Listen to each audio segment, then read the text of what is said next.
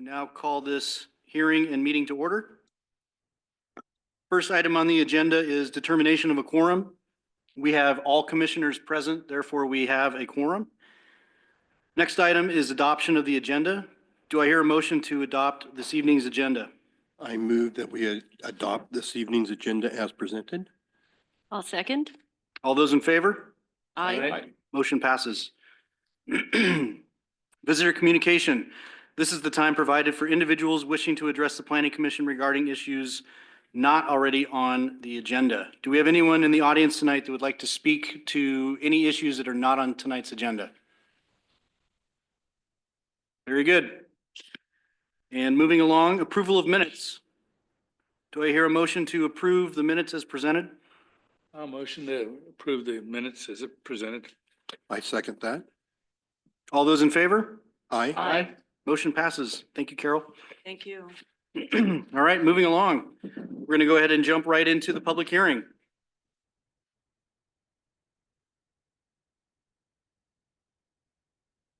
Folks that are new to the Planning Commission meetings, I have to go through and do this spiel, so bear with me here. This is the time set for a public hearing on city file numbers sub 24-02/CD 24-02, an application for an affordable housing cottage development subdivision with 17 lots for detached single-family dwellings and a common area tract in the downtown commercial district that is identified by the subdivision name Larch Commons East. This application was submitted by Kevin Eckert of Build LLC on behalf of Sisters Habitat for Humanity. This meeting is now called to order. Conduct of hearing. The public hearing will be conducted as follows. A, staff presentation. B, entry of additional correspondence received into the record. C, applicant opportunity to make a presentation. D, opening the public hearing for testimony in the following order. 1, testimony in support of the proposal.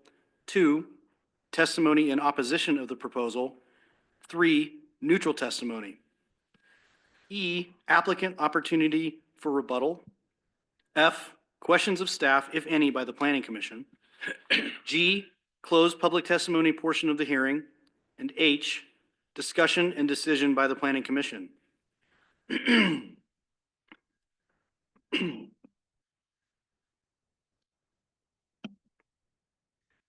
Testimony. Testimony will be accepted in person and remotely via Zoom. Zoom attendees can request to provide testimony by using their raised hand icon at the bottom of their Zoom window. Once staff sees the raised hand in Zoom, you will be unmuted and called on to provide testimony. Any questions should be directed to me as the chair. When you testify, please state your name and address for the record. Please speak clearly and loudly to ensure testimony is heard, as this hearing is being recorded. Callers will be muted after their testimony concludes.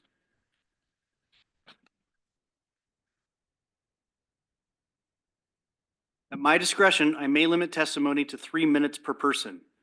I would encourage those wishing to speak to keep testimony concise and relevant to the issue before us this evening. It is encouraged to simply agree with a point made by another person instead of remaking the point. For the deliberations tonight, the applicable substantive criteria are listed in the staff report. These are the criteria the Planning Commission must use in making its decision. All testimony and evidence must be directed towards these criteria or other criteria in the comprehensive plan or other land use regulations that the person testifying believes apply to the decision. Testimony that is not directed towards applicable or potentially applicable approval criteria, even if a strong point, is ultimately not relevant. Failure to raise an issue with sufficient specificity to afford the Planning Commission and the parties an opportunity to respond to the issues preclude an appeal to the Land Use Board of Appeals based on that issue. Failure of the applicant to raise constitutional or other issues relating to proposed conditions of approval with sufficient specificity to allow the Planning Commission to respond to the issue precludes an action for damages in circuit court. Disclosures. At this time, I ask the members of the Planning Commission to disclose any ex parte contact, bias, or conflicts of interest. When your name is called, Please indicate the nature and extent of the ex parte contact, bias, or conflict of interest, and indicate whether or not you intend to participate in or abstain from the hearing. Commissioner McDougall. I've had no ex parte contact, no known bias or conflict of interest, and I plan to participate. Thank you. Commissioner Blumenkron. I've had no ex parte contact, and I have no bias, and I plan to participate. Great. Vice Chair Dickman. I've had no ex parte contact, no bias that I'm aware of, and I plan to participate. Great. Commissioner Retzman. I've had no ex parte contacts, I have no bias and no conflicts of interest, and I plan to participate tonight. Great. Commissioner Reese. I have none of those three, and I plan to participate. Great. And Commissioner T-Walt. I also have none of those three, and I intend to participate. Okay. And this is Chairman Seymour. I know the applicant on a personal level. We do spend time together. We make it a point not to discuss any sort of development applications or planning commission business when there's relevant items on the table. We do an excellent job at that. Moreover, I drive by the location of the application just about daily on my way to the post office. Other than that, I do plan to participate. Does any member of the audience wish to challenge the ability of any commissioner to hear this matter? Okay. We'll move along, and I will turn it over to staff for the staff report. Thank you, Chair Seymour. Good evening, commissioners, and those members of the public in attendance here in council chambers and those online. I'm Matthew Martin, Principal Planner, City of Sisters. And as introduced by the chair, what's before you is a affordable housing cottage development subdivision. And my goal with my presentation tonight is supplement the staff report that was prepared and presented to the commission and the public a week in advance of tonight's evening. So my intent again is to provide an overview of the project area, description, and the most prominent criteria that staff's identified.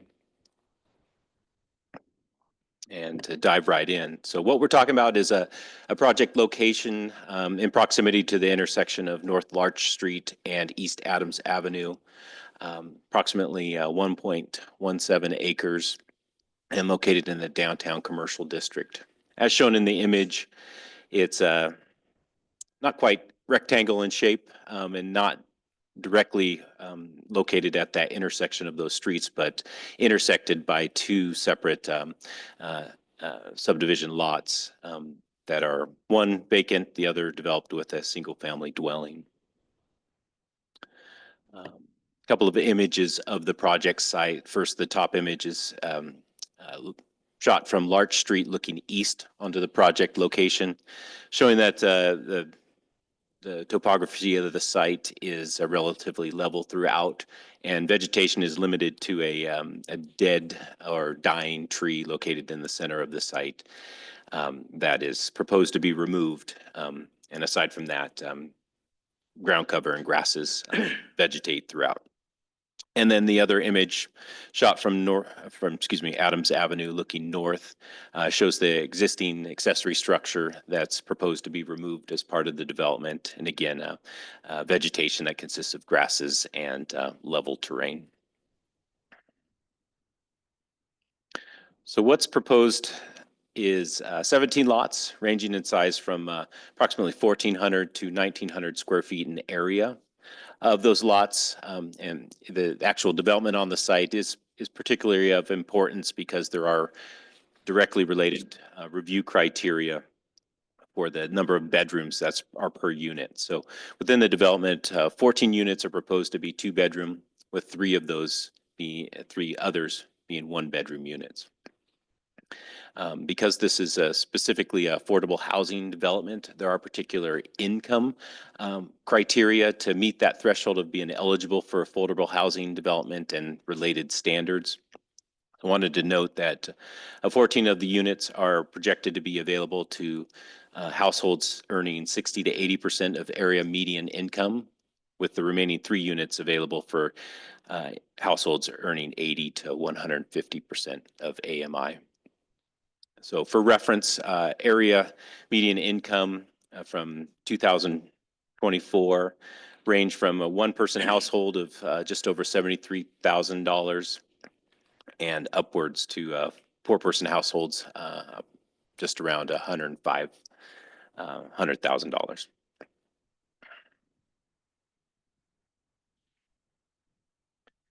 Within the development, aside from the individual building sites, approximately 22,000 square feet of common area are proposed within one common area tract. Within that tract includes any drive aisles and shared parking, waste disposal areas. And so within that common area tract, just under 10,000 square feet of that is unencumbered by those paved areas and landscaped areas throughout the development. So if I can, just give you some orientation. Got a driveway coming in from Adams that circulates through the site. This may be difficult, and around and exits or provides an additional access point off a Larch Street, excuse me.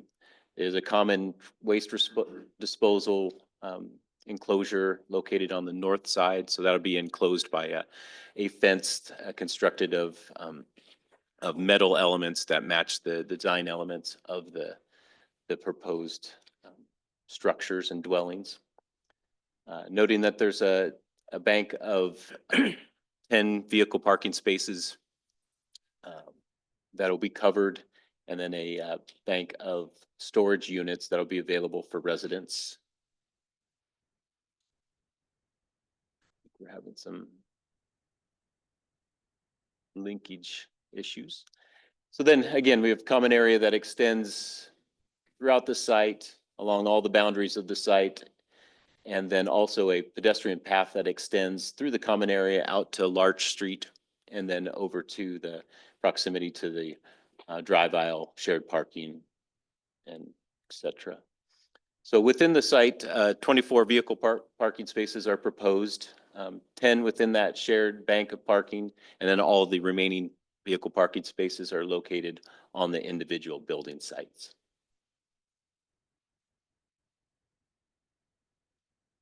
And at the lower portion of the slide is the submitted conceptual drawings of the proposed elevations of the structures to give you an idea of what the design elements that are proposed to be incorporated into the structures. So a quick slide that identifies the various chapters of our development code that are implemented through this proposal. Again, using these comments and slides to supplement the detailed of identifying all the review criteria and addressing each one of those in staff comments and findings. But really just wanted to highlight the specific elements that are unique to cottage and affordable housing developments and how this particular development has addressed each one of those. And then also the Western design theme that applies in commercial districts. So within cottage developments, there's a smaller required minimum lot size of 2,000 square feet for each cottage unit lot. However, within the affordable housing review criteria, if you are providing housing units that are within those income thresholds that are identified, being 30 to 150% of AMI, then you're afforded some exceptions, some incentives to provide that affordable housing and reduction in some of the requirements. In this particular case, one of those criteria is reduction in the required minimum lot size within the development. And that's the element of the affordable housing standards that the applicant has chosen to utilize. So within the development, the minimum lot sizes, as previously noted, are between 1,400 and 1,900 square feet in area. 70% of the required 2,000 square feet of minimum lot size area is 1,400 square feet. So the proposed lots are within that range. Noting the maximum floor area with cottage developments, where there's a requirement that you're maintaining a limited square footage of each one of the units. maximum being 1,250 square feet. And then a lot coverage that doesn't encompass the entirety of the lot, but provides a buffer around the structure itself, is 60%. And within the proposal, the floor areas range from just under 900 to approximately 950 square feet in floor area, usable floor area. Those equate to lot coverages between 35 and 45%. The setbacks within a cottage development are unique and smaller than what's otherwise required by a standard subdivision or standard lot development. So as noted on the slide, they range between 4 feet on front side adjacent to common areas, and those sides between buildings between 5 and 10 feet, depending on building location. The rear setback being 10 feet, and then that street side for those lots that are adjacent to, in this case, Larch Street and Adams Avenue require a 10-foot setback. And as noted on the overall site plan, those have all been met. Continuing with the cottage development standards, there are unique parking standards, a reduction in parking standards based on the number of bedroom units that are bedrooms that are within each unit. So in this case, for each of the 2-bedroom units, required 1.5 parking stalls are required. And for the 1-bedroom units, 1 stall is required. So cumulatively, as previously noted, 24 vehicle parking spaces are required with the development. And with a combination of on-lot parking stalls and that bank of shared parking, the 24 parking spaces are provided. And then lastly, there's a requirement that a minimum amount of both shared common area, but also private usable open space are provided. The shared area is based on the number of lots and a calculation of number of lots and a minimum of 500 square feet of common area per lot, resulting in a requirement of 9,000 square feet in this particular development. Excuse me. And what's proposed is 9,700 square feet and just over 500 square feet per unit is provided. And then as shown on each one of the plans, the minimum of 300 square feet of usable private open space is provided with each lot. Usable is an important aspect of that, is that it's not just a developed area or something that cannot be, allow the residents or their guests to be out in those areas and instead just encumbered by some other improvement. And moving to the Western design theme. The Western design theme that we have in Sisters is only applicable to commercial districts. And in this case, with the development being located in the downtown commercial district, it is compliance and evaluation of those standards and guidelines must be evaluated. So what's shown on the slide is one, again, those same elevations that were presented before, but also the inspiration that the applicant has identified for the design of the particular units that were included in the application materials. So what you're seeing are simple pitched roof designs, wood elements and finishes, natural wood tones, windows that while the concepts show a more vertical orientation of the windows, while that doesn't meet within potentially the floor plan and the design elements and desires of the dwellings, the actual treatments of the exterior of the structures does give that visual concept of the vertical orientation of the windows, while still retaining some of those desired design elements and building code requirements that are present today. And then again, noting that the natural materials of both vertical and horizontal natural wood tones are utilized. Staff has evaluated these designs and finds that the spirit and the intent of the design requirements are met through these designs. So with that, again, I'd highlighting the most prominent review criteria, and as detailed in the staff report, staff has recommended approval of the development with detailed conditions that are generally applicable to most, if not all, subdivisions that require actions through the actual plating of the subdivision and recording of appropriate covenants and documents throughout the process of development. So at the conclusion of testimony, the commission has a variety of options to for next steps. That can be continuing the public hearing, leaving the oral written record open to a date certain, closing the oral testimony and leaving the written record open for a date certain, or closing the entire public hearing and coming back at another date for deliberations, or closing all the record and commencing and completing deliberations tonight. So with that, happy to answer any questions that you have at this point. Before we jump into questions, I need to ask about correspondence. We received any correspondence on this matter other than those items included in the agenda materials? No additional correspondence since then. Okay. We'll go ahead and proceed then to questions for staff.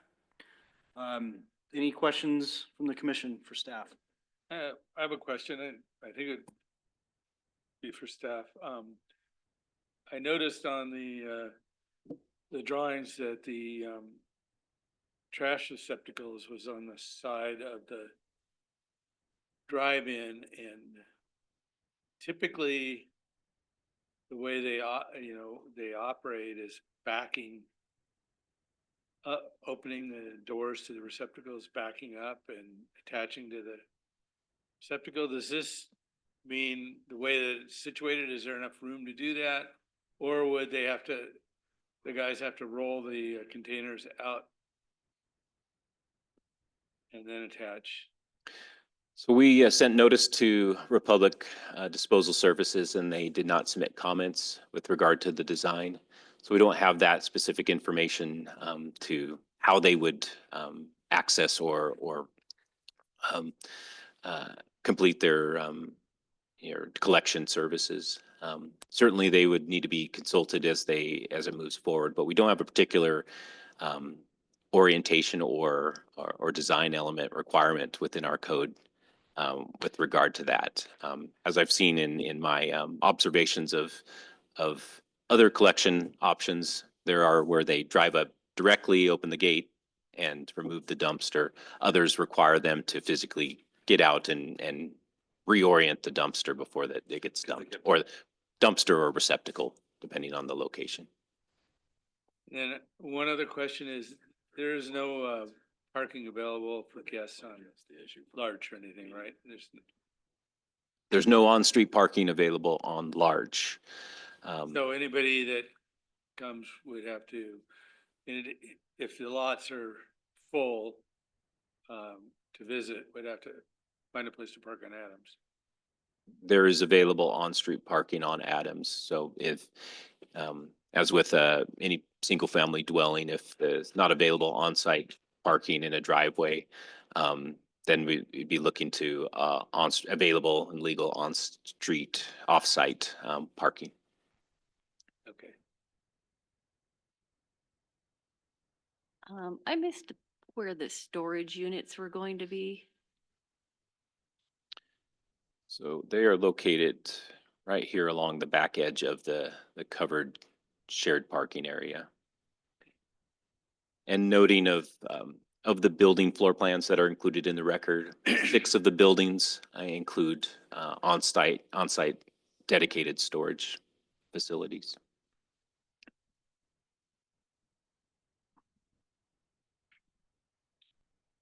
Any additional questions for staff?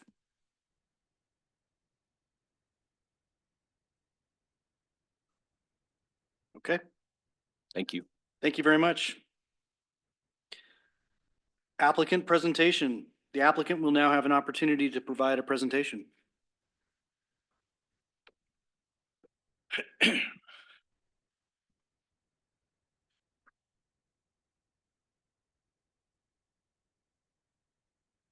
Eckert, 505 North Pine Street.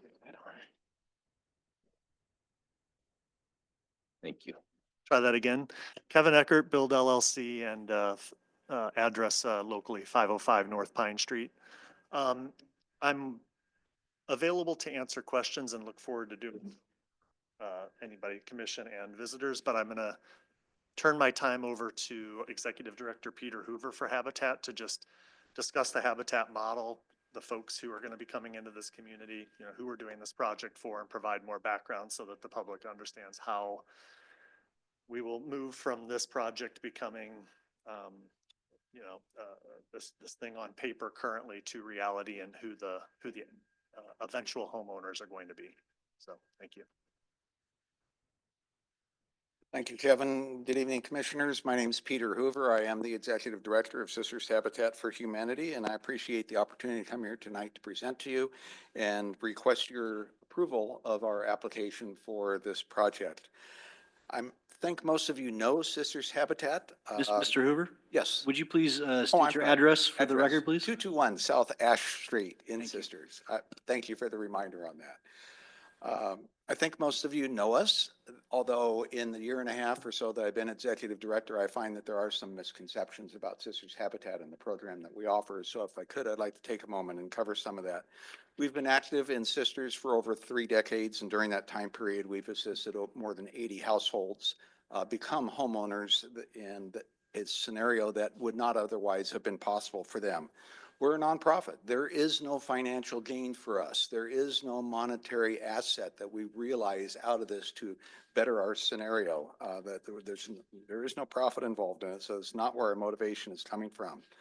I believe that we are aligned with the city's recognition that there is a severe shortage of affordable housing within the city limits, and that that is impacting adversely the members of our community, the workers who work in our community but have to commute here from outlying cities, and those who provide vital services to our community. It's many times than what they can afford.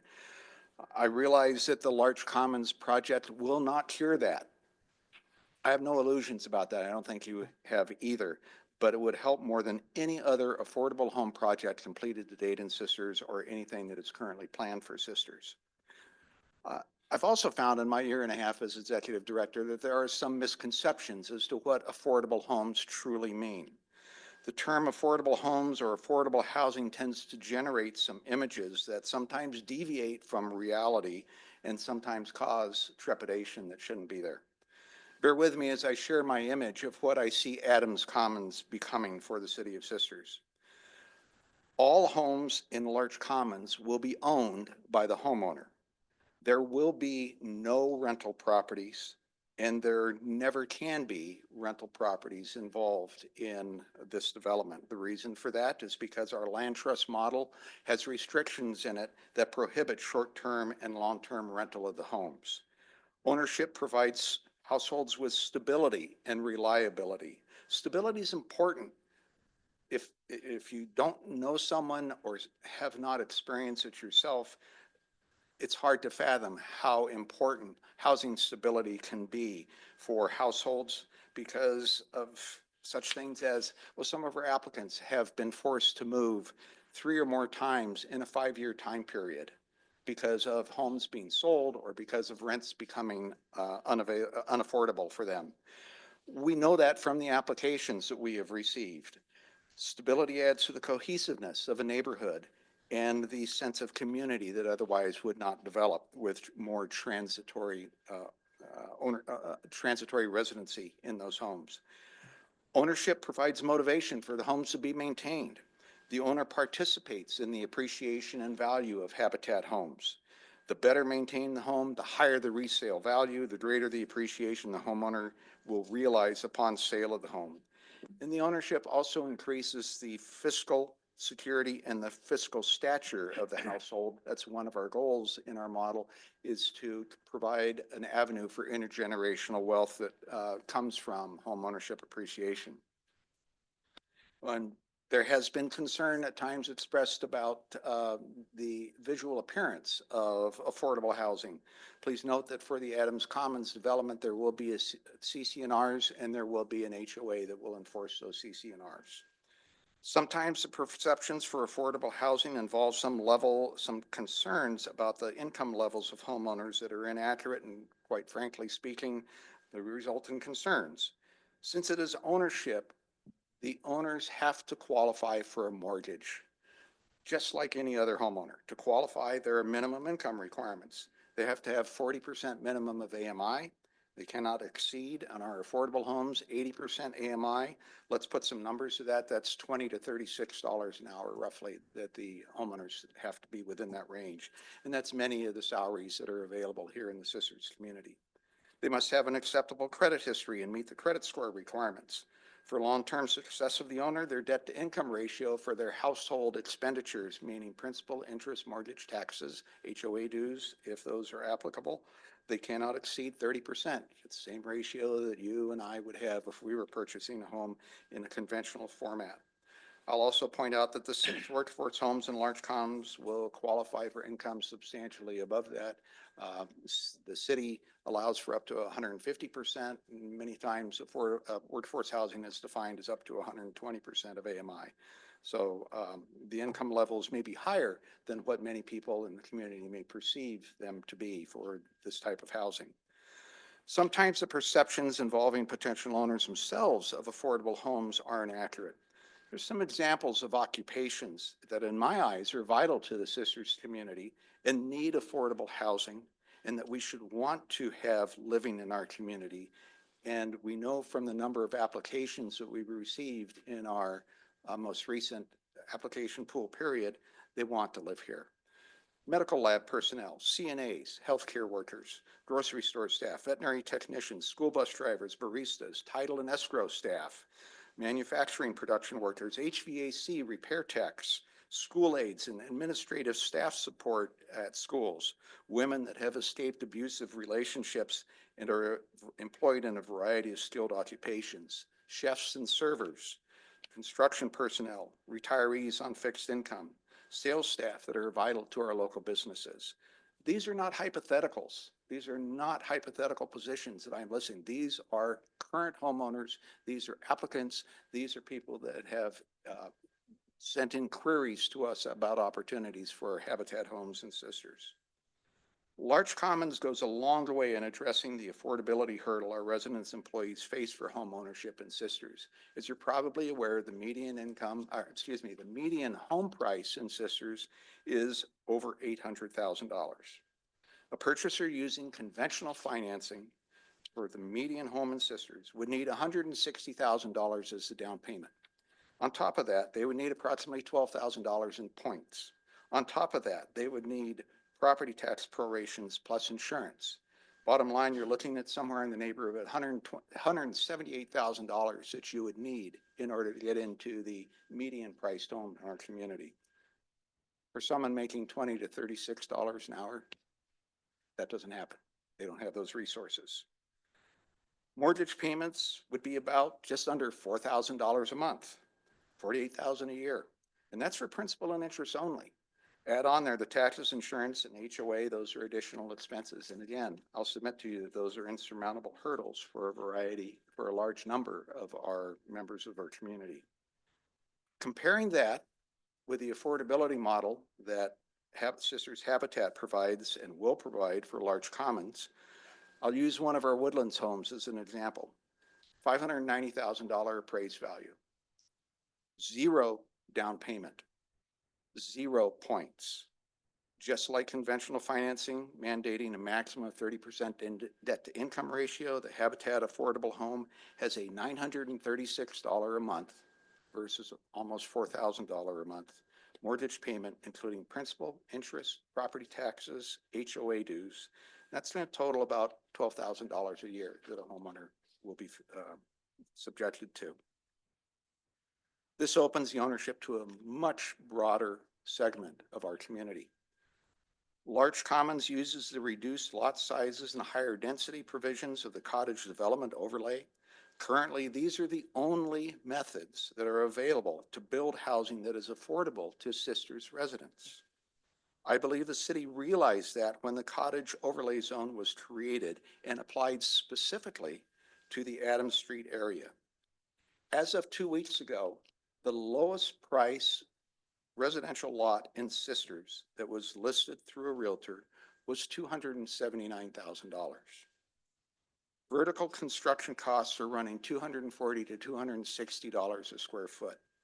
And that's before the effect of the 25% or higher tariffs come into effect that have been promised by the new administration coming in after inauguration in January.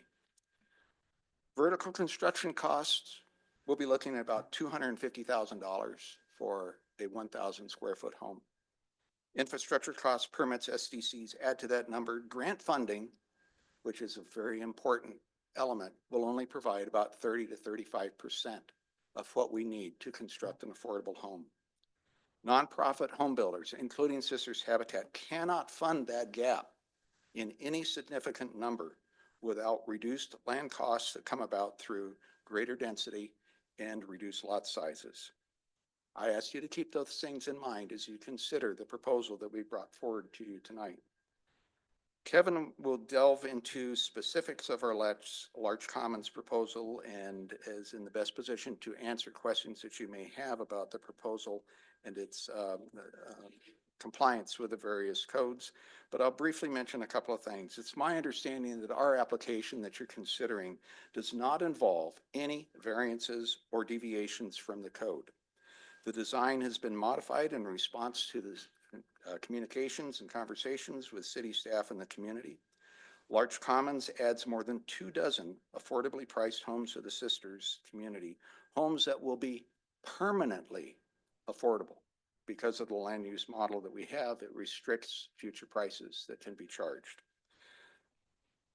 Large Commons is in an area the City of Sisters specifically authorized for reduced lot size and smaller home footprints via your overlay. Large Commons help maintain the viability and livability of Sisters by expanding the opportunity for workers that, at least in my eyes, I believe are vital to our community.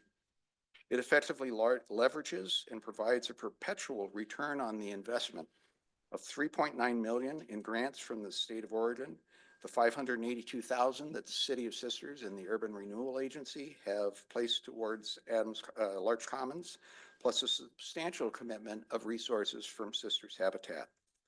With your approval, these homes will be finished and some of them will be finished and available for ownership starting in 2026. The last home will be available and ready for ownership by summer of 2027. I hope that additional commentary gives you some thoughts regarding the role that this project will play in the community in addressing the housing shortage that we have. I sincerely appreciate your time and I sincerely appreciate your careful consideration of our application. Thank you. Thank you. Does the applicant want to continue the presentation or are you guys ready for questions? Come on up.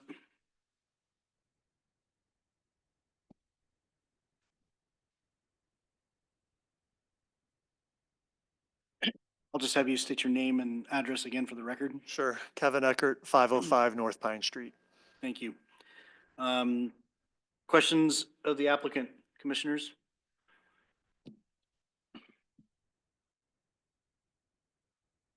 I guess the same questions that I was asking staff that really couldn't answer about have you guys considered the accessibility of the trash containers and the size of the container and everything else? So we have been in contact with Republic. They're not very responsive to new applications. I'm stalking them. But we've used criteria for sizing our 2-yard dumpsters for solid waste, recycling. We're going to have glass on board next year. I don't know if you guys are aware of that. And then yard waste as well for the 17 homes. And we have more than adequate capacity plus some overflow room. They are going to have to pull the units out and deal with them, but they're used to doing that all over Central Oregon. So it's not, this is a pretty easy one. Our other application has a little more of a challenge to it. Yeah, it might not be so easy to pull them out in the snow, but other than that. There's hard work out there. And have you thought about guest parking? Oh, sure. We are, from our home ownership standpoint, probably overparked. We probably have extra stalls. What Peter didn't touch on is about 50% of the current households through the history of Habitat are single parent households. single car households. Of the remaining mix of families, there's a lot of single car households. We're not talking about folks with a lot of disposable income here. They're sharing cars. So we've met the code criteria for parking and we're probably 5 stalls heavy. We're gonna assign stalls to homes. That's part of the sales. But we don't believe we'll have to assign all of the stalls. We'll have overflow. For that, you've pointed to, we're gonna have to park out on Adams. It'll be parallel parking on that section of Adams. It gets to diagonal parking farther west, but our area is still sort of your standard parking. And then are you guys doing anything with, in terms of energy and trying to make the houses energy efficient? We will be following the same protocol we've done on other projects in Oregon. These homes will probably exceed the stringent Oregon Energy Code. Will probably be 40% of the energy code usage that's allowed, less than half. That goes into the overhead, every month. We have to make these homes extremely low maintenance and extremely efficient, or we're just putting another burden onto these households. It's imperative. Additional commentary, Peter Hoover, Sisters Habitat. Our homes, whether they be in large commons or whether they be elsewhere, we build to Earth Advantage Platinum standards. So we exceed the code so far as energy efficiency. Great, thank you. Any additional questions for the applicant? This is a curiosity question, I guess. I noticed that there aren't any parking spots for people with disabilities. If someone were to buy one of the homes, is that something that could be accommodated? We can accommodate that here. The next application, we've specifically designed a universally accessible home that's purely ADA. These can be modified very easily to be what we would call a type B home, not full wheelchair accessibility, but close. But we have a type A home in our next one, all single level. Thank you. Yep. Challenging with these lot sizes to really accomplish that, but yeah. Additional questions?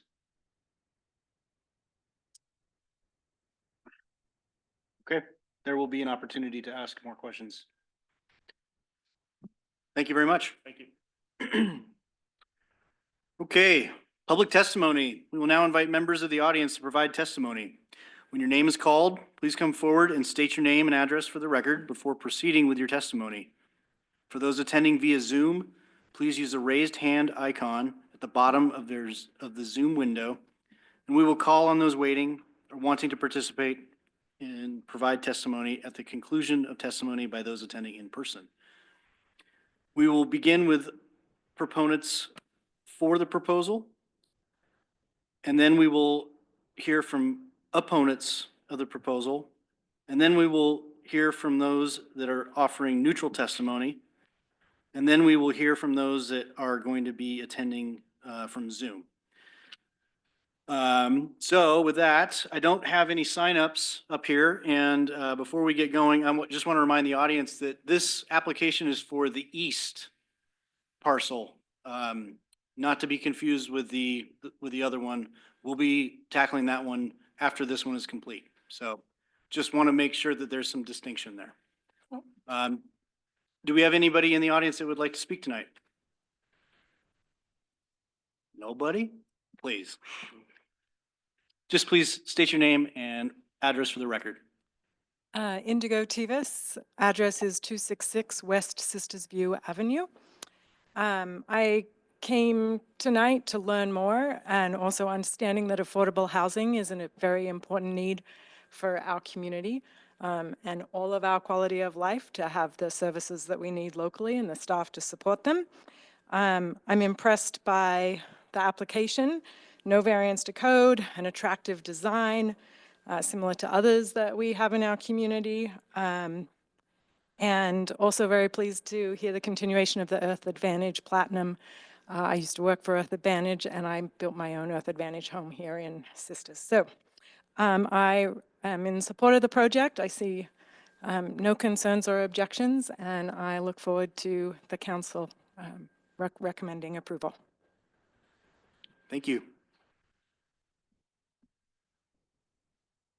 Anyone else?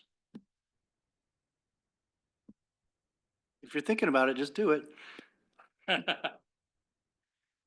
Okay.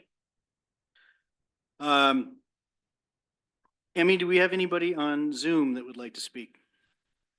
Just a quick prompt, anyone over Zoom who'd like to provide testimony on this particular project, please use the raised hand button or icon at the bottom of the Zoom screen. But at this point, I don't see anyone raising their hand. Well, quiet crowd tonight.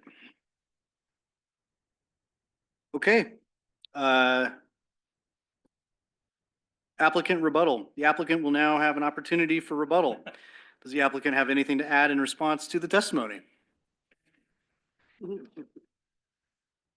Questions of clarification. Does any member of the Planning Commission have any further questions of staff? The fee in lieu of construction, I guess, of the Adams Street driveway there, how does that work exactly? And this might just be a general question as far as how that process works. There's a planned improvements to Adams Avenue, a streetscape, sidewalks, both sides of the street that's designed and moving forward with implementation. So the options with adjacent property owner with their development is to either make those improvements along the streetscape that are within those design elements, or pay a fee in lieu of those improvements. And so if they choose that option, those are paid into a common fund that will then be utilized when the entirety of the streetscape is improved. When the city moves forward with that project and that construction. So it's not a fixed there. Do we have any kind of estimate of what kind of fee they'd be paying? Does the developer need to worry about that exploding, or, how does that work? I don't have that figure off the top of my head. It would be, I would need to consult Public Works and what their estimates and what the collection amount would be. But that would be based on the cost estimate that's been identified to date and what that percentage improvement would be. Okay.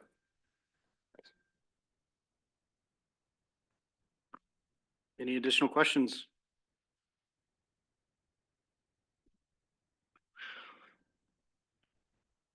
Okay, if there are no further questions, I will close the public testimony portion of this hearing. Public testimony portion of the hearing is now closed. Deliberations. We've now closed the hearing and must deliberate towards a decision on the application. As always, our options are to, 1, approve the application as submitted, 2, approve the application subject to conditions of approval as amended, or 3, deny the application.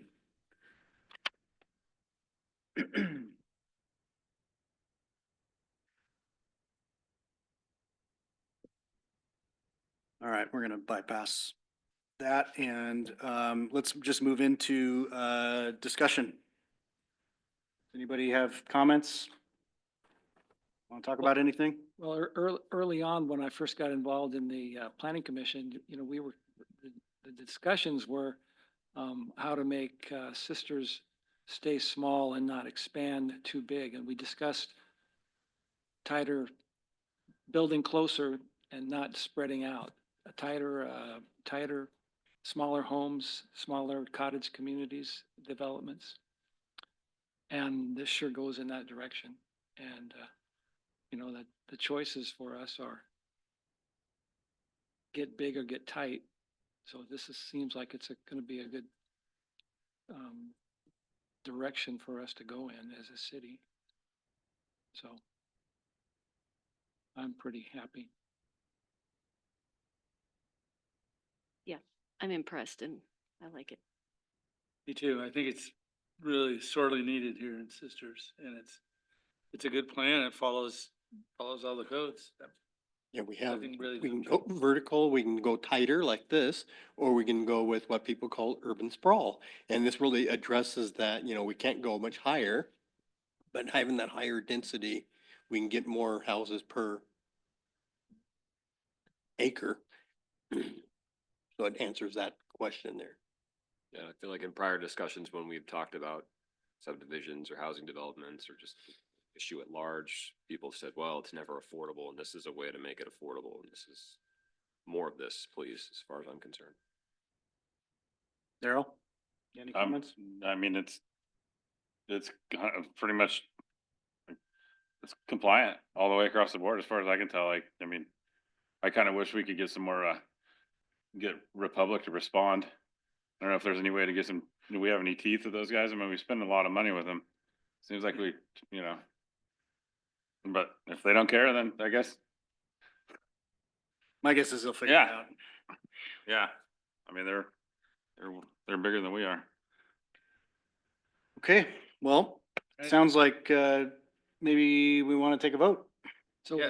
So if we do make a recommendation, we would like a recommendation, staff, referring to staff's recommendation to approve with their staff's conditions. If you want to make a motion, is that what you're asking?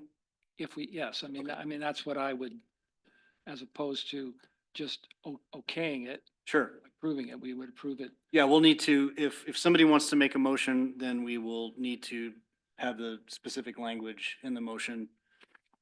And then, of course, we'll need to go through and have it seconded. Does, I'll make a motion. okay, sounds like Art's got a motion. I move to approve City File Sub 24-02/CD 2402, subject to the conditions of approval as presented by staff. That covers the. I second that. Okay. All right, we'll go ahead and, any last discussion before we vote? Okay. All those in favor, say aye. Aye. All those not in favor? The ayes have it. Motion passes. Thank you.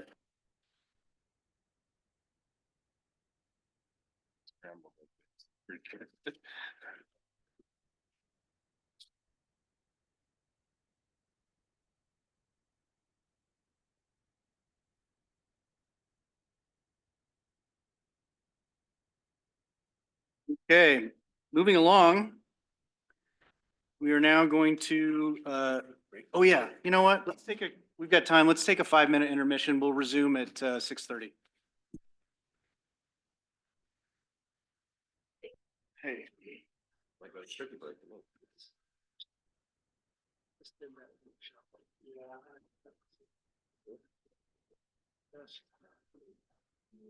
0.66.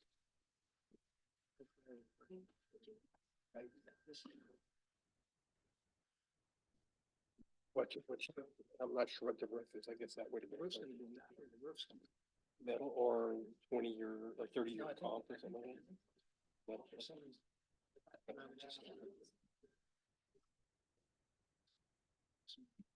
They're good. What's that? Those cookies are good. They're I still like good. They're so dangerous, right? They're right now. Because it probably could have cost them, it would have built these houses, you know, where you said. So I asked my daughter, I said, how do you get so soft like that? She made cookies like that. And she's like, you gotta get super good, super fresh baking powder. Really? Yeah. Right. Like, Maybe not. well, I mean, I think there's probably for that too. Yeah, she's like, she buys super, really high end I was looking baking at the soda landscape and or baking powder or whatever you mix. And every single thing in the I'm like, it's landscape. just, you buy it and put it in a box. next to Well, your it's the refrigerator. stuff that's on the non-approved. Yeah, she's like, yeah. Yeah, yeah, she's like, yeah, that doesn't work, man. That's, you gotta throw that away. Yeah, pork does too. No, they didn't have pork this thing. Our house seemed to be on when we came back. But, you know, and those plants, like the other apartment right over by Weimar, you know, the newest one right by Weimar. They have up against the building in grass that are up against the building and up against. I don't read this up against the building. So, you know, Maybe. I'm sure we just. well, they recommended, I'm with the fire department, we're recommended, right? That's amazing. You know, food, you know, and turn this, you know, fire by stuff, or actually it's the physical space, part of it, it's in the food. just? Then we can have. They're, Um, right, say. Kind of like an after. Sure, they can override city though. On plan. Just Right. kind of. Right. Well, I mean, what kind of plants and those kind of things, yeah. But I agree, you know. Too bad we couldn't have just combined They these. really need. What's that? Too bad we couldn't have just combined both of them. I know. They are in that urban wild. Really well done. Big Renderings, everything like it was. house. Now we gotta go through this whole, I know. You know, what Browning. We're not gonna do that. We're gonna be just like paradise. Those numbers were what struck me as far as like the difference in what your monthly payment would be with the habitat is oh yeah, like that brings so many people in the door. it's less than a lot of people pay for rent. Yeah. Oh, way my less. gosh.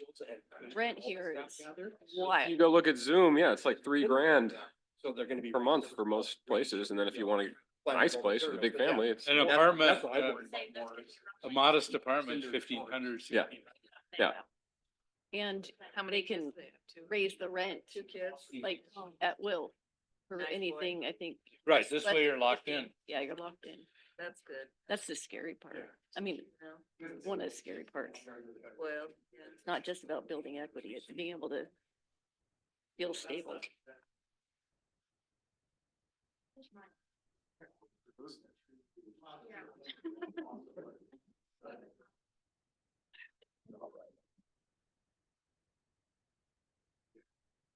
They're not having very many people come through. Have very many people. I did spin this morning, I can have a cookie. I've asked everybody.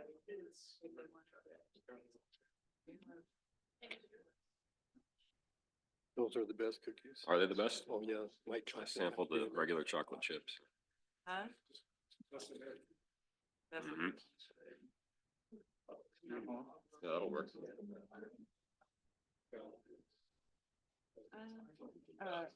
Yeah.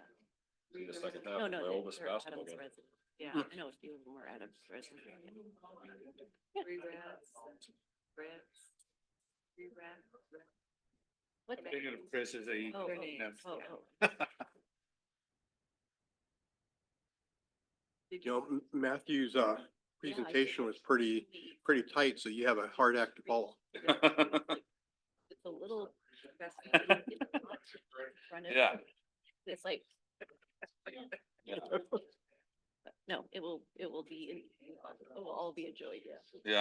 Yeah. I'll keep a couple of these in my hand so I can. I'll keep a couple of these M&Ms so I can, I did that. if you start straying too far. Yeah, Is that the peanut gallery? There you go. yeah, the peanut gallery, yeah. Chocolate covered peanut gallery.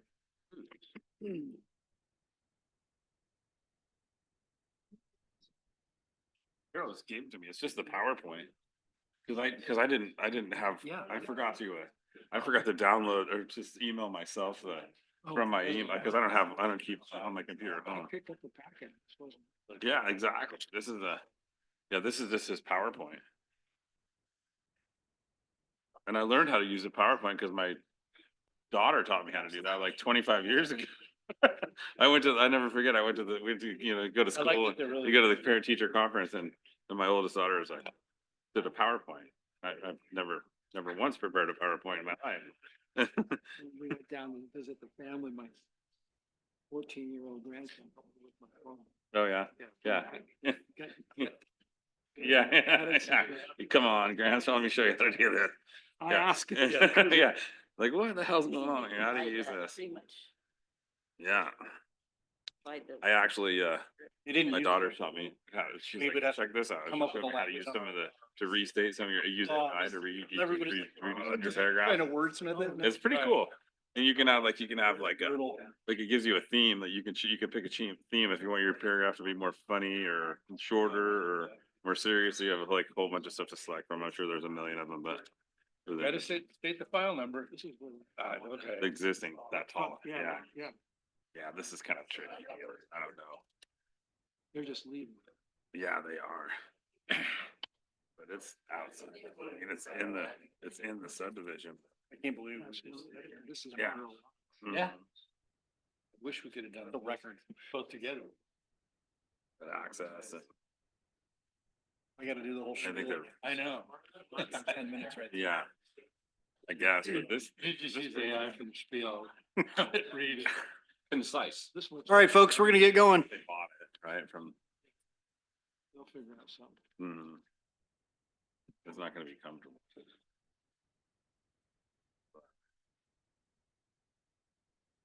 Fully understand it.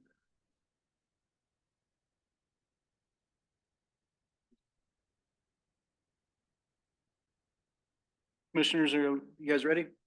Yeah. Okay. We good? Okay. Okay, folks, I gotta do the whole spiel all over again, so I apologize. Bear with me. This is the time set for a public hearing on city file number sub 24-03/CD 24-03. An application for an affordable housing cottage development subdivision with 6 lots for detached single-family dwellings and 4 townhome lots and a common area tract in the downtown commercial district. The project is commonly referred to as Larch Commons West. The application was submitted by Kevin Eckert of Build LLC on behalf of Sisters Habitat for Humanity. This meeting is now called to order. Conduct of hearing. Public hearing will be conducted as follows. A, staff presentation. B, entry of additional correspondence received into the record. C, applicant opportunity to make a presentation. D, opening the public hearing for testimony in the following order. 1, testimony in support of the proposal. 2, testimony in opposition to the proposal. 3, neutral testimony. E, applicant opportunity for rebuttal. F, questions of staff, if any, by the Planning Commission. G, closed public testimony portion of the hearing. And H, discussion and decision by the Planning Commission. Testimony. Testimony will be accepted in person and remotely via Zoom.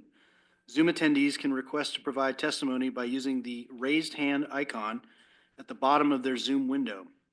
Once staff sees the raised hand in Zoom, you will be unmuted and called on to provide testimony. Any questions should be directed to me as the chair. When you testify, please state your name and address for the record, and please speak clearly and loudly to ensure that the testimony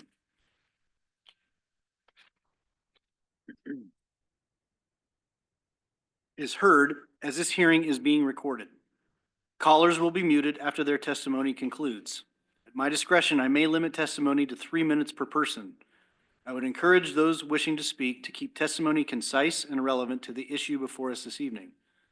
It is encouraged to simply agree with a point made by another person instead of remaking the point. For the deliberations tonight, the applicable substantive criteria are listed in the staff report. These are the criteria the Planning Commission must use in making its decision. All testimony and evidence must be directed towards these criteria or other criteria in the comprehensive plan or other land use regulations that the person testifying believes apply to the decision. Testimony that is not directed towards applicable or potentially applicable approval criteria, even if a strong point, is ultimately not relevant. Failure to raise an issue with sufficient specificity to afford the Planning Commission and the parties an opportunity to respond to the issue precludes an appeal to the Land Use Board of Appeals based on that issue. Failure of the applicant to raise constitutional or other issues relating to the proposed conditions of approval with sufficient specificity to allow the Planning Commission to respond to the issues preclude an action for damages in circuit court. Disclosures. At this time, I ask the members of the Planning Commission to disclose any ex parte contacts, bias, or conflicts of interest. When your name is called, please indicate the nature and extent of the ex parte contact, bias, or conflict of interest and indicate whether you intend to participate in or abstain from the hearing. Commissioner McDougall. I've had no ex parte contact, no bias, and no conflict of interest, and I plan to participate. Thank you. Commissioner Blumenkron. Yes, no ex parte contact, no bias, and I intend to participate. Thank you. Vice Chair Dickman. No ex parte contacts, no conflict of interest or bias. I plan to participate. I have none of the 3 and I plan on participating. Thank you. That's Commissioner Retzman. I have Commissioner Reese. I have Stay none of the ditto. 3, and I plan on participating. How can I change this? And I have none of the 3 as well. Okay. And I tend to participate. Thank you. That was Commissioner T-Walt, and this is Chairman Seymour. And again, I know the applicant personally, and I drive by the post office every day. So, and I do plan to participate. Does any member of the audience wish to challenge the ability of any commissioner to hear this matter? Okay, moving along. We will go ahead and jump right into the staff report. Thank you, Chair Seymour. Potentially the last time you'll have to ever read that. Welcome, commissioners, and welcome to the public in attendance tonight. My name's Scott Woodford. I'm the Community Development Director for the City of Sisters, and I'm going to lead you through a presentation on the Larch Commons West proposal. We've provided you a full staff report with full findings. This presentation is also just a supplement to that report. I'm not going to go into the full review of all the required applicable findings, just to highlight the ones of note through the presentation.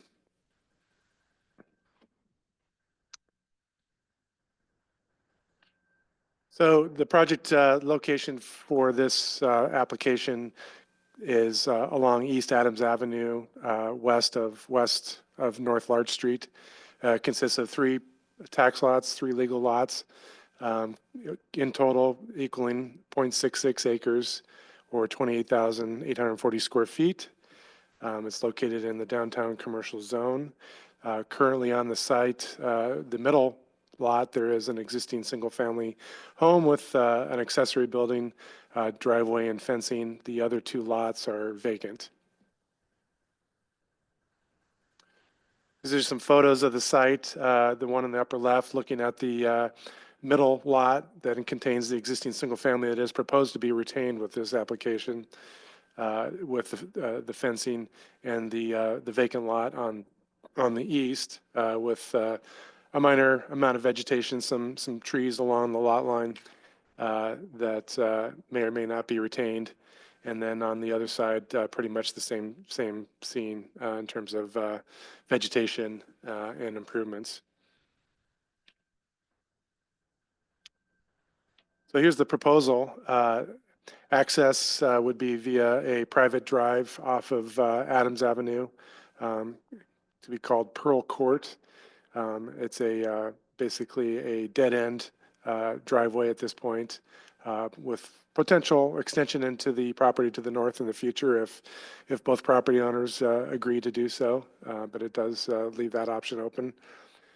The private drive has access to parking, all the parking of the project.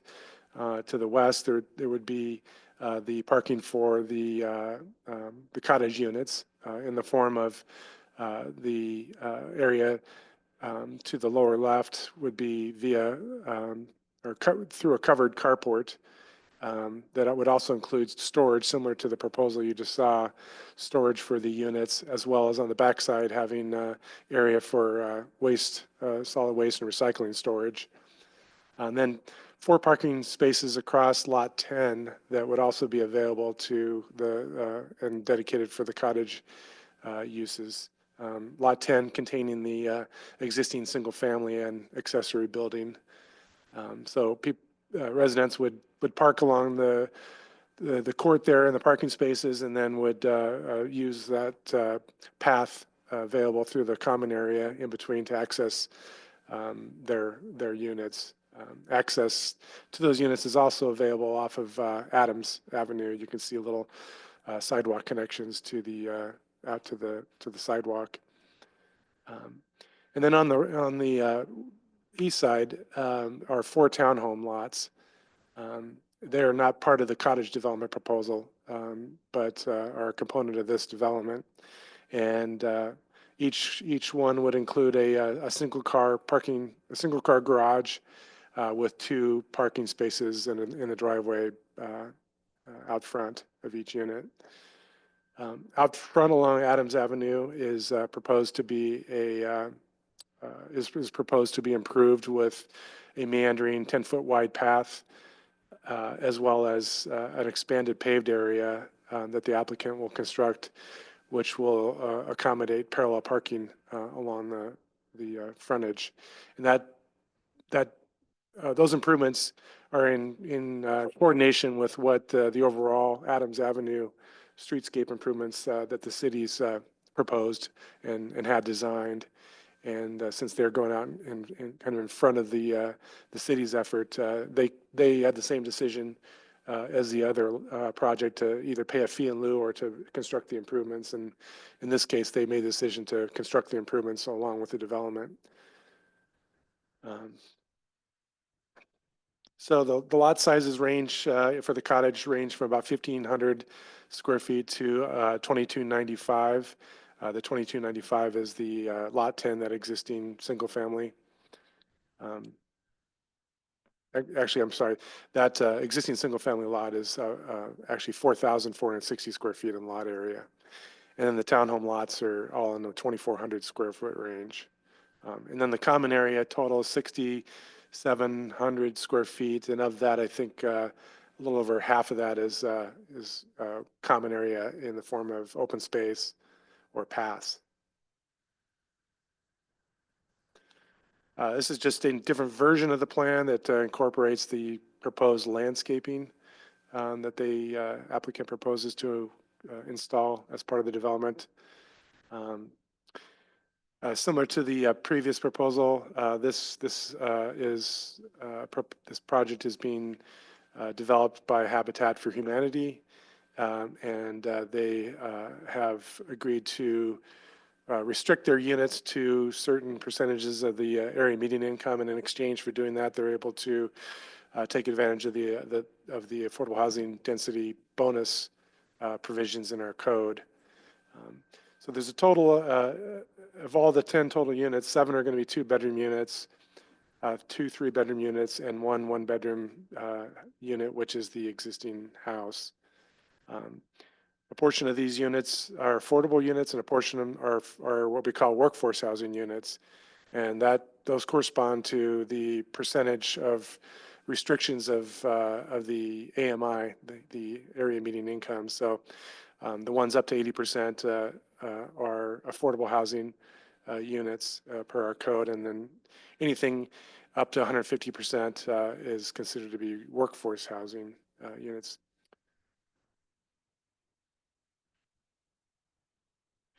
Here are the applicable code criteria and standards that are outlined in greater detail in the staff report.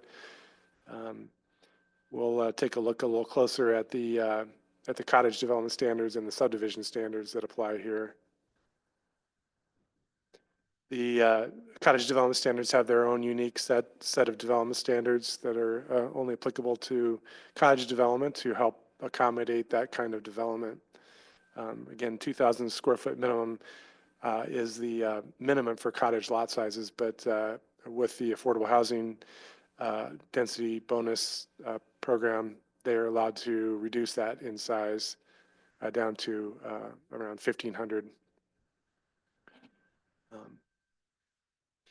So the townhome units are also taking advantage of that, and that allows reduction of those lot sizes down from the and I'll touch on this a little bit later, but the minimum lot size for that in the downtown commercial is 3,500 square feet. So they're applying the reduction there as well. In terms of floor area, the maximum floor area in the cottage development for each cottage unit would be 1,250 square feet. Each of their units range from 972 up to 1195, so they're under that 1,250 max lot coverage maximum. That's the ratio of the footprint to the lot, is a maximum of 60% in the cottage development. Their lot coverages range anywhere from 18 to 52%, so they're below that threshold and comply. Shared open space, a minimum of 500 square feet per cottage unit is required for shared open space.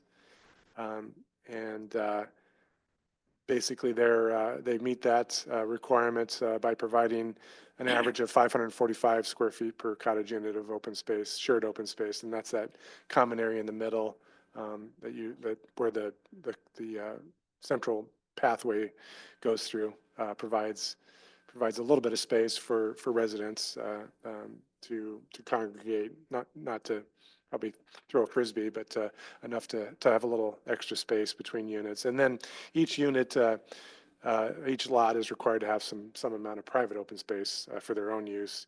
And that's 300 square feet and has to be a minimum of 10 feet in depth. And they've met that requirement. Setbacks, the setbacks are 4 feet from minimum to common open space, 5 feet minimum or 10 feet between habitable buildings, 10 feet minimum on the rear, and 10 feet minimum to all streets. And as demonstrated by their submitted plans, they've complied with those requirements. In terms of parking, parking's based on the number of bedrooms, 1 parking stall per each 1-bedroom unit, and 1.5 parking stalls for each 2-bedroom unit. So they have 1 1-bedroom unit. That's the 1 space required, and the rest are 5 2-bedroom units, equating to 7 spaces for a total of 8. They provided a total of 8 on site.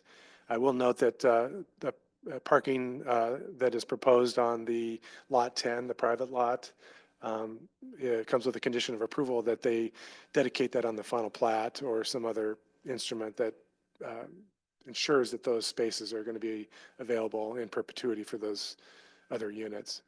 So that's a condition of approval. The cottage development standards do allow, if you do have adjacent on-street parking, that can count towards your requirement as well. They've chosen not to because they can meet it on site, but there is the opportunity for overflow parking, not only in the area that they've created with these parallel areas, but in along other parts of Adams Avenue where legally allowed. Talked about the open space, and then the townhomes are not part of the cottage development. They are just reviewed under straight subdivision standards and the downtown commercial standards for townhomes. The minimum size for a townhome lot is 3,500 square feet. Again, given the restrictions on the affordable housing, that allows them to reduce those down to 2,450. Lot frontage, no minimum. Setbacks, they comply with the front garage 20 feet, interior side 5 feet, rear 15 feet, which is something that allows them to provide a little more buffer from their neighbors to the east. Lot coverage, 60%, they're about 40%. Building heights, they can go up to 35 feet. What's being proposed is around 22 feet. And again, parking is just 2 spaces per dwelling unit, and they've provided 3 per each dwelling unit. Being that they're located in the downtown commercial, the Western design theme applies to all uses in the commercial district. And the responding proposed elevations seek to find precedents in their study that they've done of other similar era residential buildings. Part of the challenge of our code is that it is largely geared towards commercial buildings, and it's a challenge to apply it to smaller residential structures. And so we kind of look to what are the themes of the code, the design themes. What's the spirit? What's the intent? How is it applied to residential structures? And we take a look at massing. You can see that their study shows relatively small structures. Some a little more taller than wider structures. Window patterns, natural materials, things of that nature. Roof pitches are similar to precedences that they provided, and precedences in our community of other projects that have been approved here as well. And so they've made that effort, and they've also made some changes as requested by staff with regard to the appearance of the window shapes and proportions, and with a particular emphasis on the facades that face the public right of way. So there's an extra emphasis on compliance there. So with that, staff concludes that the requested cottage development subdivision had satisfied the approval criteria and recommends that the Planning Commission approve the request with the staff proposed conditions. And here are your options at the conclusion of the testimony in terms of what you can choose to do. Continue the hearing to a date certain, close the hearing and leave the written record open to a date certain, close the hearing and set a date for future deliberations, or close the hearing and commence the deliberations tonight. Any questions I can answer? Before we jump into questions, have we received any correspondence on this matter other than those items included in the agenda materials? There's been no correspondence received through the process, and none since you've received your reports. Thank you. Questions of staff?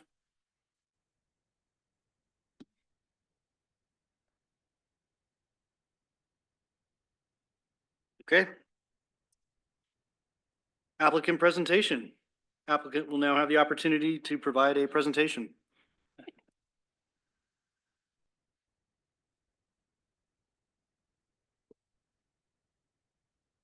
Applicant Kevin Eckert, Build LLC, 505 North Pine Street.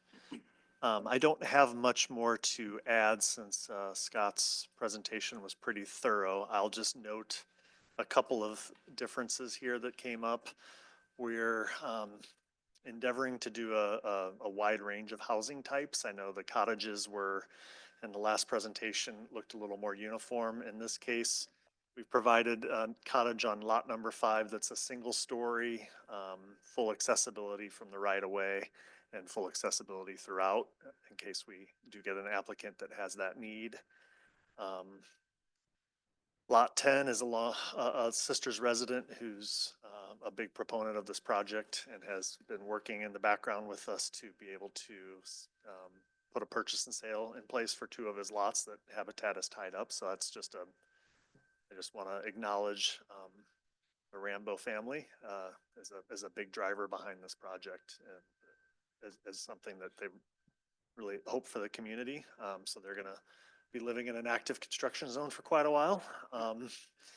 And then with our townhomes, our goal there has been to be able to provide a 3-bedroom option.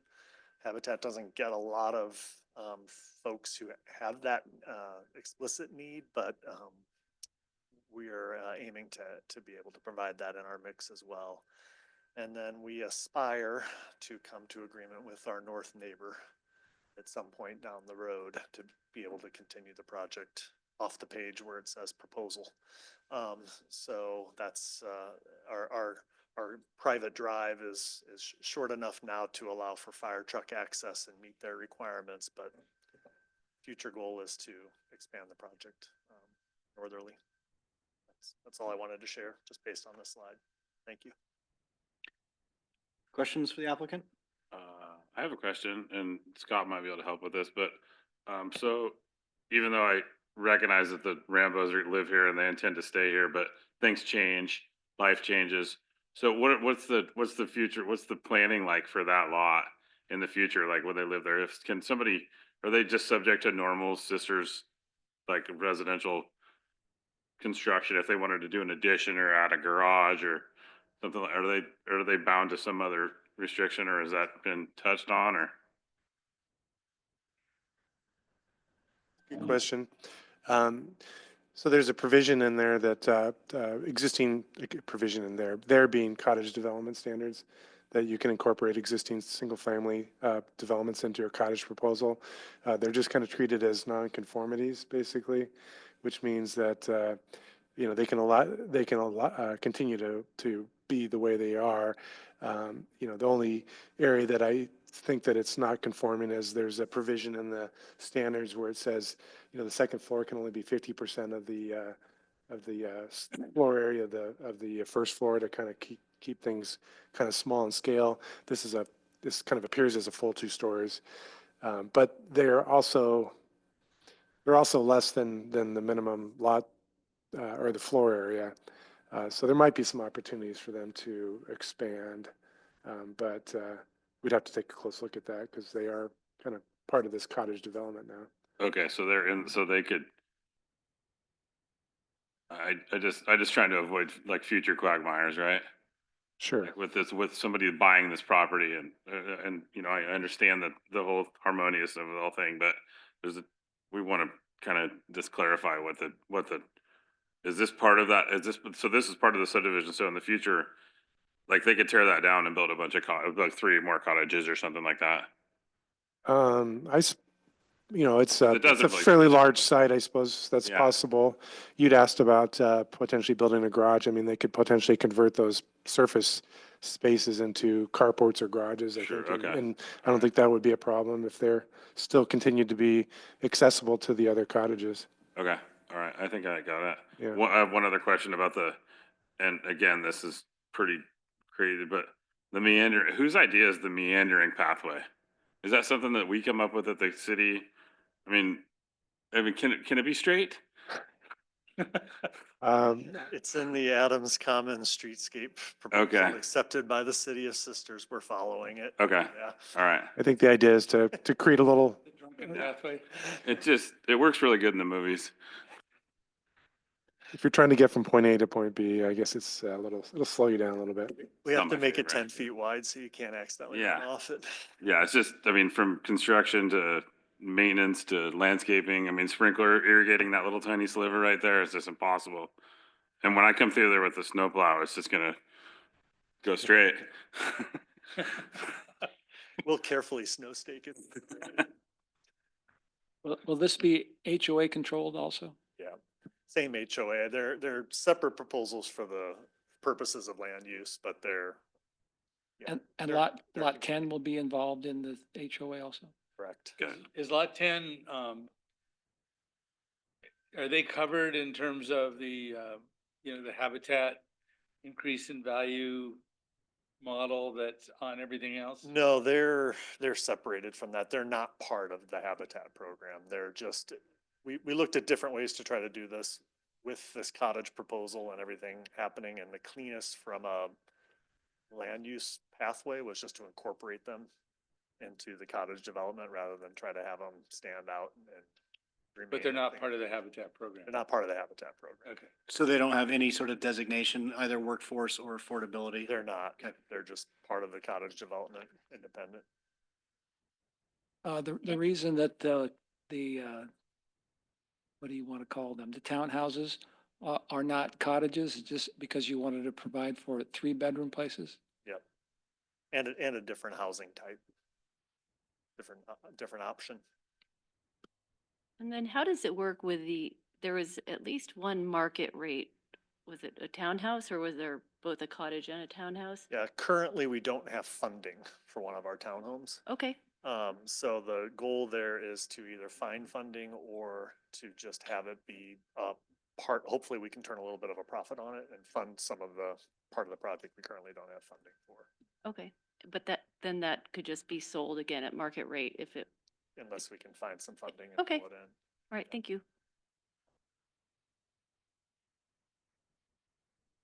Any additional questions for the applicant?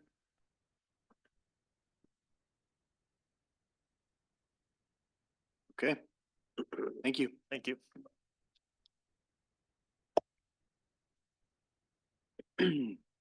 Public testimony. We will now invite members of the audience to provide testimony.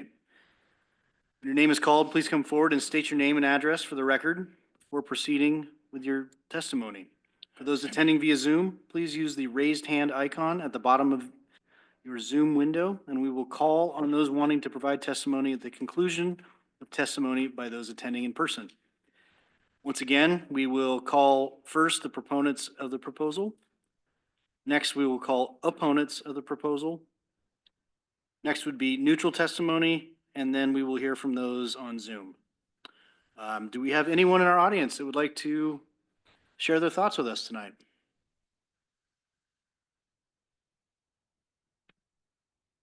Please. Indigo Tivas, 266 West Sisters View Avenue. I won't repeat my statements in support of the prior project, but those stand also for this project. I know part of the process is to make sure you have community input, so hopefully this does that job. Thank you. Thank you very much. Anyone else? Okay. Oh, yeah, please, come on up.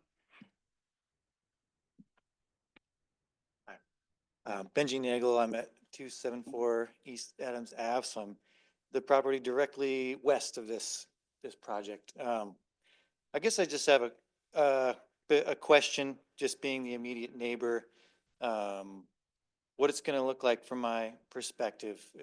So it looks like we have the two units that are farthest to the west are gonna be 2 stories, so the one in that northwest corner, is that gonna have windows looking down into my backyard, that kind of thing?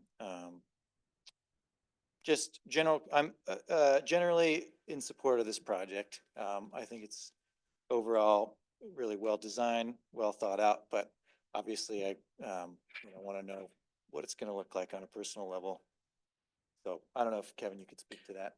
Yeah, once we get through the testimony, I'll have the applicant come back for some rebuttal, and I'll make sure that he addresses the question at that point in time. Okay, sure. Any other questions for the applicant at that I time? think that's sort of it. Okay, thank you, Benji. Anyone else in the audience? Okay. Emmy, anyone on Zoom? Just to give a little call out, anyone attending over Zoom, if you'd like to provide testimony at this point in time, please use the raised hand icon. But I am not seeing any at this point. Okay.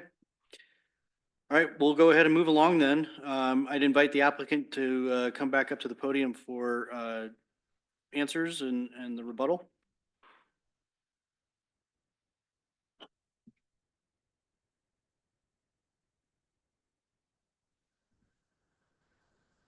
We're just gonna see if we have the plans available for those cottages easily for 1 and 3.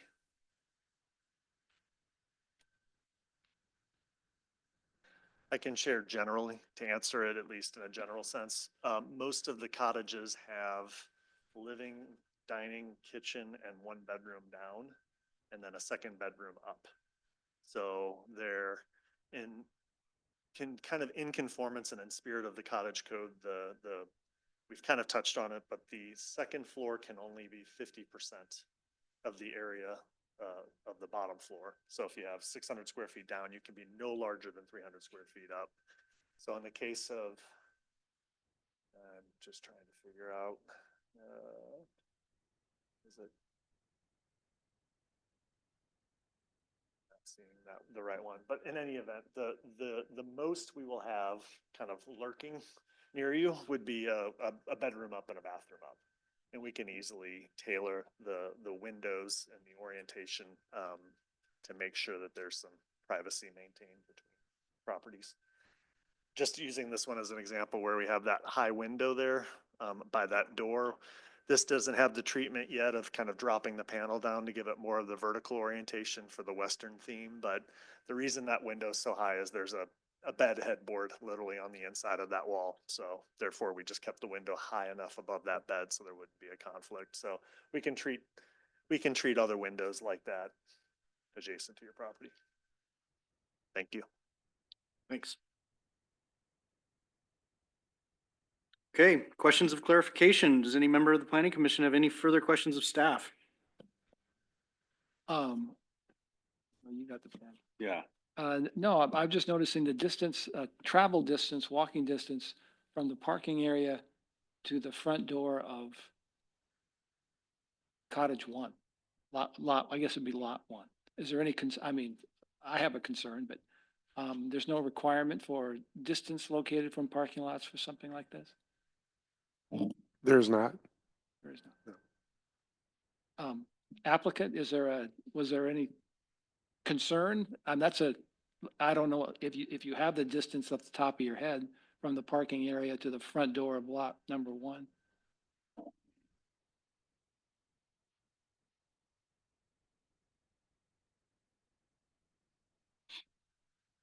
do you want, the site plan?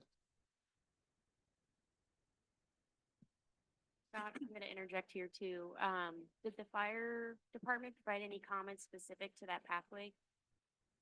To the pathway? No. No, they look at whether they can serve it from the street. 150 feet is something that they would look at in terms of, fighting a fire or having to serve that building. But nobody, there's no criteria in terms of how far, what's the maximum distance you can have a unit from a parking space. Maybe there should be, but there is not. One other question, fences. Not allowed. Okay. Yeah, we're gonna have a little bit of equipment screening. I think there was a picture, it's kind of shiny in your packet. If it's still in there, we're not intending for it to be shiny. That was just an example of solid, steel fencing to hide mechanical equipment. Okay. I'd like to ask a question about that pathway to Cottage One once again. Snow removal, we're coming that time of the year. 100 feet's pretty long for a single mom to be shoveling it and everything. I'm assuming that the HOA I know they'll probably do the roads, but will they do the pathways? Yeah, we'll have to have snow removal part of this because, yeah, the little court is private, so that has to be maintained by the HOA, as does any accessible pathway. So unlike other cottage developments we've done that may have entry both sides, this one does only have entry on the one side. So it's fully accessible, 5 feet wide, cast concrete, kind of like that. I don't know if it's a consideration when applicants are applying that we try to steer somebody that's embraces nature's gym to Cottage One, but yeah. Peter Hoover, Sisters Habitat, that's one of the features is that we're having homeowners avoid a health club membership by virtue of the walk. Now, all kidding aside, we certainly disclose to the applicants during the home selection process as to what we see as the features and less attractive features of homes. And certainly we would make applicants for that home aware of the distance that they would have to walk. And I'll echo what Kevin is saying, that it's our expectation that the HOA will bear the responsibility and not of clearing, will bear the responsibility of taking care of snow removal on the pathways and Pearl Court. It will not be a homeowner responsibility. You gonna give them a wagon for their groceries? Probably. Oh, yeah. Yeah. Solar powered.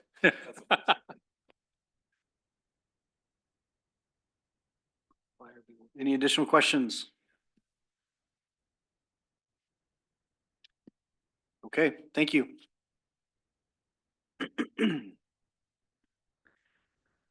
There are no further questions. I will close the public testimony portion of this hearing. Public testimony portion of the hearing is now closed.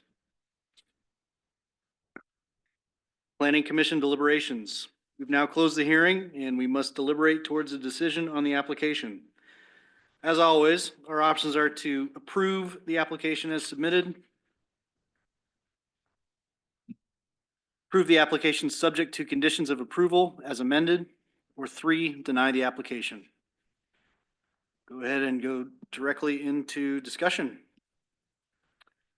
I feel the same way about this one as the last, so I'm in favor. As submitted. Okay. Talkative bunch here tonight. Well, it's definitely unusual to have then have a private lot right in the middle of it with an existing home. That seems interesting, and it seems like it creates a problem for the design of the entire project. But I'm impressed that we're going on with higher density developments like this, but it's not a deal breaker for me, just my opinion. Yeah, kudos to that homeowner, opening up their space to make this happen. Indeed.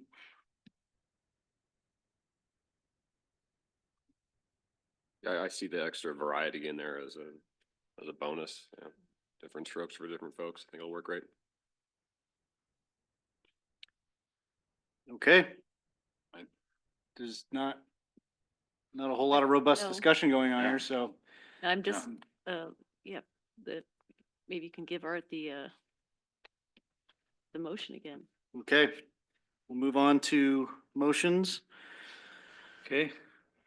I move to approve city file sub 24-03 slash CD 24-03, subject to the conditions of approval as presented by staff. I'll second. Okay, any final discussion before we take a vote?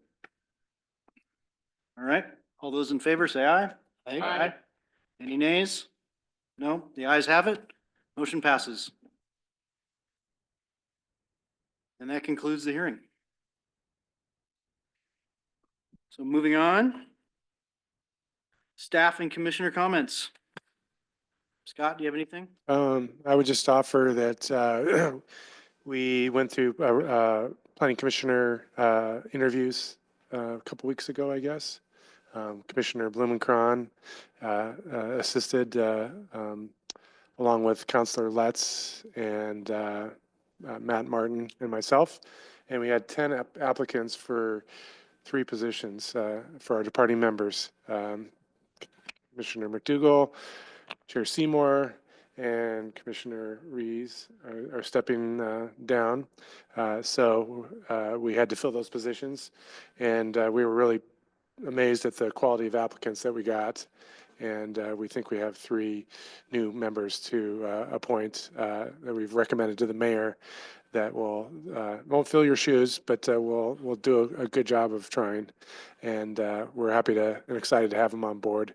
And those will be announced next week at the council meeting, who those folks are. And then the next thing I just wanted to add is we held out the option for the December 19th meeting in case we needed extra time for these applications, and we don't need that time anymore, but would throw that out as an option to get together and maybe just do a kind of a summary of accomplishments over the year, maybe some things we'll look forward to next year, and then do a little holiday celebration and honor our departing commissioners. If you would, if you guys would agree to that, maybe a 4 to 5 o'clock type of timing would be appropriate. The 19th. That'd be the 19th, yeah. Okay with me. Yeah. Yeah. I You guys think gonna there are some show? commissioners I holding can out make for arrangements sushi to be here. out of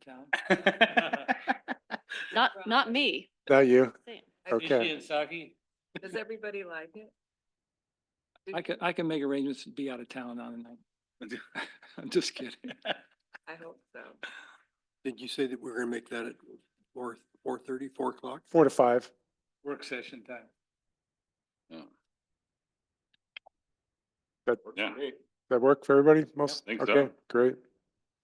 All right. Well, that's all. Emmy, do you have anything? You look like you have something.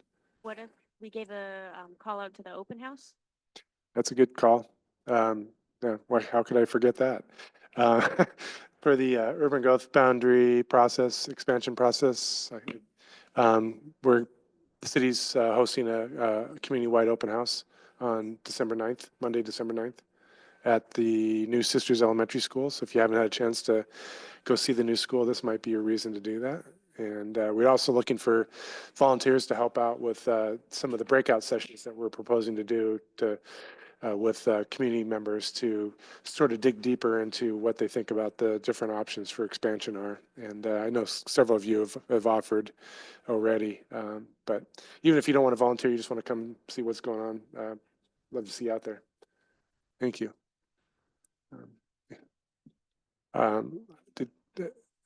Have you let everybody know that you passed you already did? Yeah. I think Sarah gave me a call out last meeting. Okay. Well, Congratulations again. yes. Yeah. Matt, do you have any comments? No? No comments? Okay. I think that's the extent of the staff comments. Great. Commissioners, any final thoughts? Yeah, I wanted to share something with you. 50 years ago, they passed this land use law, 50 years ago. And I think at the time, the reasoning was they wanted to try to slow down the urban sprawl that was happening. They were taking over lots of farmland in the valley. And so the communities had to prove to the state why you wanted to grow, why you had to grow. And the reason was because we're growing this much and we need to grow. I think now I don't know if the citizens or the state is looking at it completely different. And now the state is basically saying, you must grow. And I don't think that was the intent of the law. And I don't think that's the intent of the people. I know, I can't remember how many years ago passed when I was living in Philomath, the state Supreme Court, I think, said citizens could no longer vote to annex land into the city limits. So you don't have to, it does not, I think that's what North Plains is now arguing, that yes, you can do that. And I think I think citizens of a city should be able to decide whether they want to grow or not by vote. And I think that's what I think that's the conflict now is we're being told you have to grow. And I don't think that's right. Yeah, when did that change? When did what change? When did the, I mean, I agree, I totally agree with your statement. I mean, at one point, it just kind of evolved like the other way. It just like the pendulum swung and all of a sudden they're using the same rules the other way. Yes, Very I think it was a change in the legislature and then a change in the people who got into the land use, what's it called? Luba. Land Use Commission. Because when I took a 9-month class from the 1,000 Friends of Oregon, and it was about land use law. And the person from the state came and said, we are trying to just knock down as many barriers as we can so we can just keep building more homes.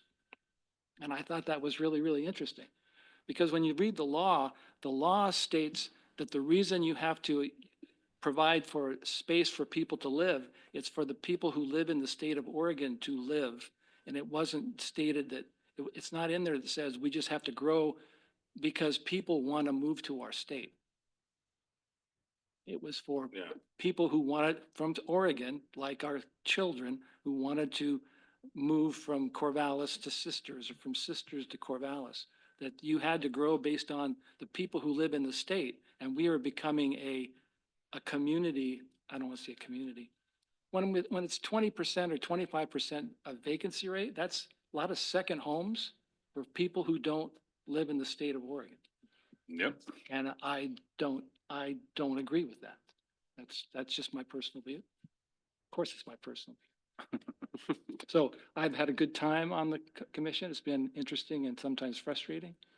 And I think the citizens often look at us on the commission. They don't realize that we are the citizen involvement that's required by the law.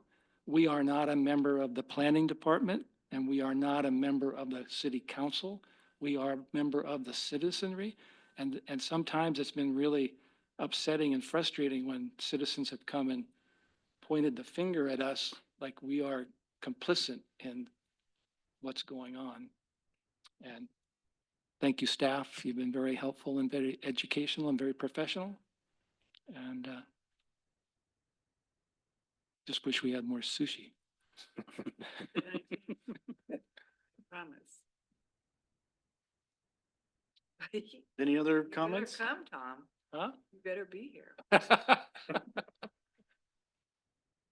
see that. I think I think 19, no, I'll be here. Okay, Yes. all right. Thank you.